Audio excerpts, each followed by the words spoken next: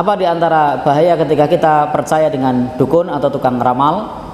Rasul pernah menjelaskan dalam kesempatan yang lain, man ataka hinan aw arrafan fasaddaqahu bima yaqul faqad kafara bima unzila ala Muhammadin sallallahu alaihi wasallam.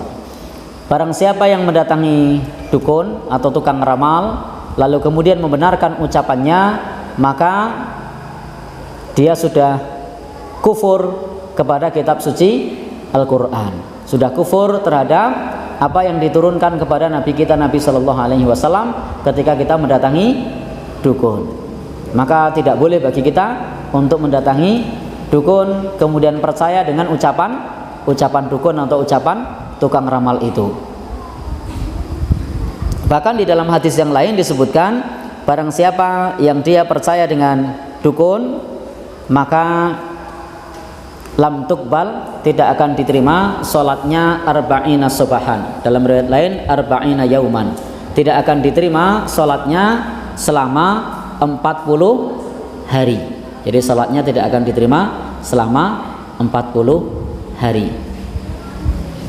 Maka Bapak dan Saudara yang berbahagia yang dirahmati Allah Subhanahu wa taala, terkait dengan percaya kepada ramalan dan percaya kepada ucapan dukun, itu dapat merusak tauhid kita, dapat merusak akidah kita.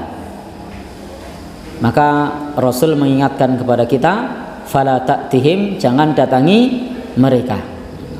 Karena dukun itu mereka berkolaborasi dengan syaitan, dengan setan-setan.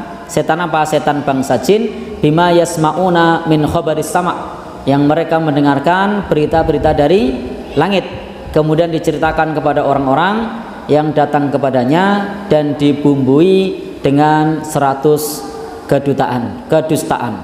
Fa idza sadaqu fi wahidin min mi'ah, maka kalau ada yang benar dari satu banding 100, maka kemudian mereka mengingat yang satu itu tapi melupakan yang 100. Karena memang ketika informasi dari syaitan itu disampaikan kepada dukun, akan dibumbui dengan 100 kedustaan. Jadi akan dibumbui dengan 100 kedustaan. Maksudnya kedustaannya banyak. Maka di sini asya'un katsiratun minal kadzib. Jadi ada banyak kebohongan. Jadi akan ada banyak kebohongan. Maka ini juga pelajaran bagi kita, hendaknya kita tidak menggunakan jasa dukun. Kadang-kadang dukun itu kata-katanya juga ambigu. Ambigu itu bermakna ganda, tidak bisa dijadikan sebagai satu acuan. Ketika ada anak sedang sakit lalu datang ke dukun, bukan dukun yang terapis ya. Kalau dukun terapis yang memang paham tentang masalah pengobatan ya silahkan. Tapi dukun yang sifatnya klinik atau bekerja sama dengan bangsa jin, maka dia akan mengatakan, mengko tak coba jabu telung dino rak beres. Ternyata 3 hari mati. Lalu nempuhke sama Mbah Dukun, "Mbah kok mati? Kemarin saya bilang apa? Beres toh? Maknanya mati." Ternyata 3 hari sembuh. Maka dukun mengatakan, "Kemarin saya bilang apa? Beres kan? Sembuh." Jadi memang menggunakan makna yang ambigu, bermakna ganda. Itu dukun biasanya seperti itu. Atau ketika ada orang yang tanya barang hilang, maka maknanya ganda. Tidak pernah ngasih tahu betul siapa yang mencuri. Dia bilang yang mencuri orang dekat. Ya wong cedak masuk adoh. Jadi yang mencuri orang dekat misalnya. Jadi pencurinya tidak jauh dari tempatmu. Pencurinya sudah mengenal tempat tersebut misalnya. Jadi itu kata-katanya sangat bermakna ganda. Maka kita sebagai umat Islam tidak perlu mendatangi dukun-dukun yang semacam itu.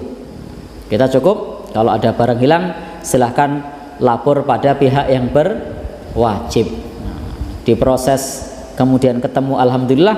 Kalau tidak ketemu, yakinlah bahwa itu adalah qaddarallah wa ma syaa fa'ala. Itu adalah takdir Allah, dan apa yang Allah kehendaki pasti akan terjadi. Sudah, itu takdir Allah. Jadi tidak perlu diperpanjang lagi. kemudian tanya ke sana kemari menggunakan jasa dukun ini dan itu, maka justru akidahnya malah rusak, barangnya tidak kembali. Kira-kira kalau yang datang ke dukun itu barangnya kembali tidak? Tidak. Bahkan tidak sedikit sudah dukun itu menggunakan yang semacam itu berdosa, masih ada lagi dukun palsu pula.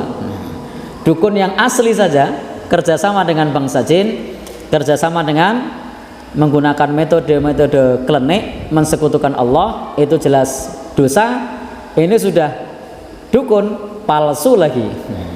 Jadi pakai trik, pakai gelas, di bawah gelas dikasih foto, entah fotonya siapa, lalu suruh melihat tuh pelakunya, cuman diperlihatkan sekilas, sehingga kelihatan foto laki-laki agak pendek, pakai peci. Aduh. Ya, ini maknanya sangat serampangan sekali. Baik, maka sebagai umat Islam sudah, kalau barangnya hilang serahkan pada pihak yang berwajib.